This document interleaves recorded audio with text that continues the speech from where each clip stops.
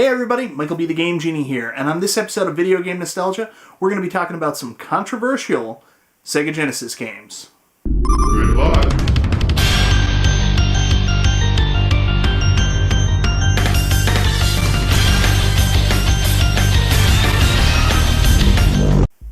Yeah, so today we're going to be talking about controversial Sega Genesis games.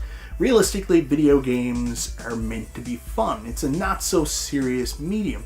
But unfortunately, the issues we're going to talk about today are, they're serious. But it's not something you would have saw when these games initially came out. They would have seemed fine. Nothing would have seemed out of the ordinary. But looking at these games through a 2020 perspective or 2020 lens, there's some things that are just a little awkward. And as an adult, I feel a little uncomfortable playing them. Anyways, here are the games.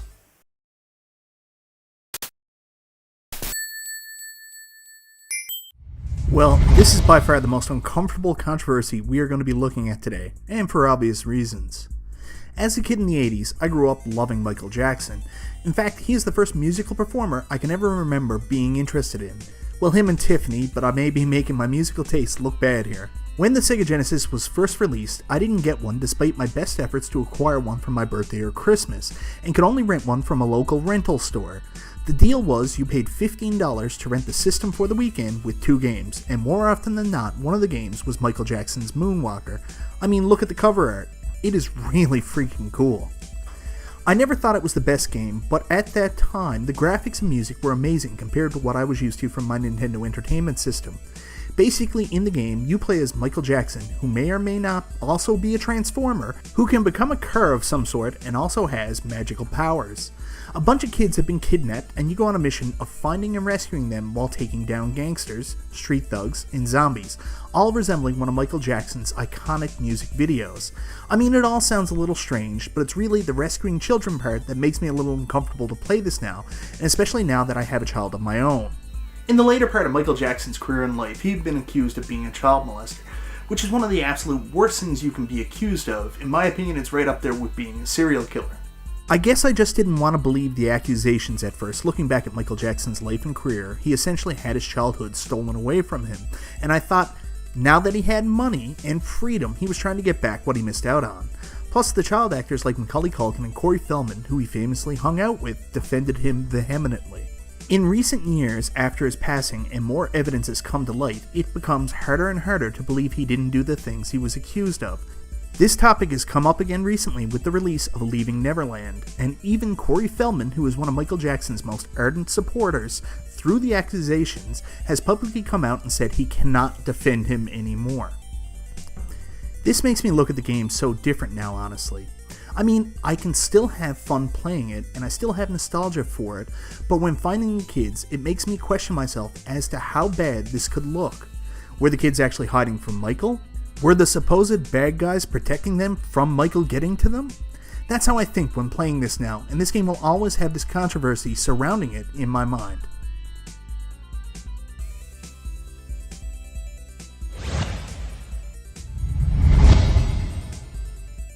Ghostbusters on the Sega Genesis is fantastic, okay? So much so that I have done a full review on the game and already included in another video talking about best Genesis games to play for Halloween. But there is one controversy that always seems to come up when people talk about this game. Why was Winston Zeddemore not in the game? Is the game racist? I mean, I'm a white male, so this is a little uncomfortable for me to talk about, and I can't speak for the publishers, developers, Sega, Compile, or anyone who worked on the game. The argument is simply there is an African American Ghostbuster, and somehow they left him out of the game. Like I mentioned earlier, I actually reviewed this game all the way back in 2014, and I actually had a pretty good reason for why Winston wasn't in the game. So what I want to do now is take a trip in the Wayback Machine and share that segment of the review with you. The Ghostbusters industry has fallen on hard times after the events in Ghostbusters the movie, as there is very little paranormal activity in New York. Well, what do you do when the business is suffering financially? You lay off your extra workers, and if you remember from the first movie, Winston was only hired as the Ghostbusters couldn't keep up with their current workload. Not to mention, he isn't a crucial piece of the team, as he has no scientific background and adds nothing other than an outside perspective on what they are doing. I have seen shit that'll turn you white. And a pretty killer stash. Well, that's just a theory. A game Oh, wrong show. Yeah, I was really into game theory back then. In fact, I haven't seen an episode of that in a really long time. Is that still a thing? So like I said in my review, there's a pretty good story-wise reason for not including him, as business is down, they are struggling financially, and they went back to the original team of 3 and let go of the extra help. But I just can't see a character being removed for story reasons only. Was it to do with cartridge space? Was there not enough space to add another character in the game? Could it have to do with the development time? Was there only enough time to develop the 3 character models and playstyles? Did it have to do with the mix of attributes? The characters all play differently based on their attributes, and they didn't want to make a 4th mix. I have no idea, and we will never truly know without talking to someone responsible for making the game. For whatever reason they had, the fact is they left Winston out, and because of the choice they made, this controversy will always remain with this great game.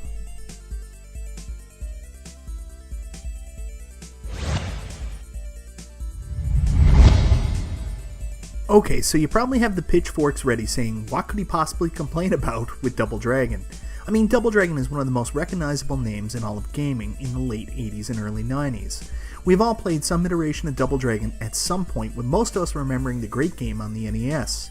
Well, there is a port of Double Dragon on the Sega Genesis, and actually, it's pretty impressive to look at. Graphically, it's probably my favorite version of the game, and pretty much a direct port of the arcade game.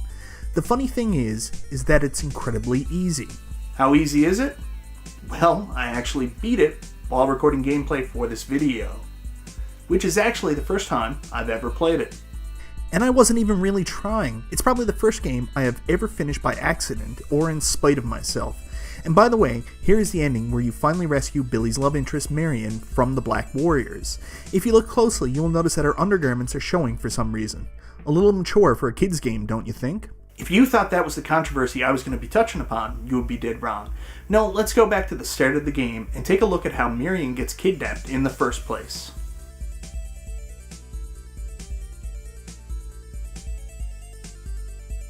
So, did you see anything that made you uncomfortable there? Well, there it is, the scene that makes me uncomfortable and the controversy in this game, violence against women. I know what you were going to say, and it's true. It isn't uncommon to see men and women fighting in video games. In fact, just a little later on in Double Dragon, you run across the Whip Lady and have to dispense of her to move forward. The difference is really, in the other instances, these are women who attack the men and you are defending yourself. But this scene, the dude straight up just attacks Marion unprovoked.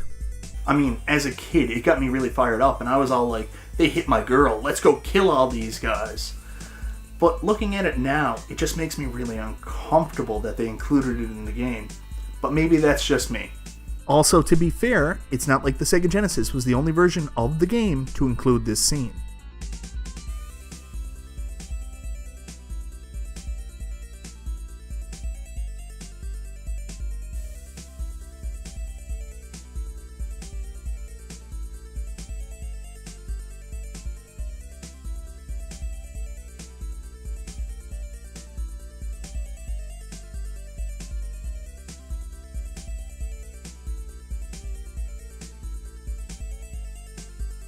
In fact, there are only 2 versions of Double Dragon that don't include this scene, and they are all, well, interesting.